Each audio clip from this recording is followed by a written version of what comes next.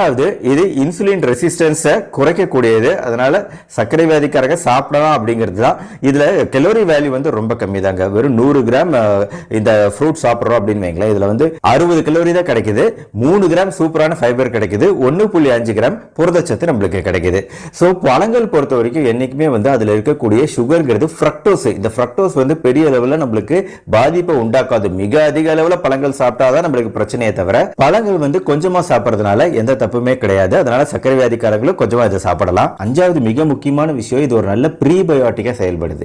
Prebiotic அப்படிங்கிறது நம்ம குடல்ல நல்ல பாக்டீரியாக்கள் உருவாகிறதுக்கு ஹெல்ப் பண்ணுது. அதாவது லாக்டிக் ஆசிட் பாக்டீரியாக்கள், பைஃபிடோ பாக்டீரியாக்கள் அப்படிங்கிறது ப்ரீபயோட்டிக் பாக்டீரியாக்கள்.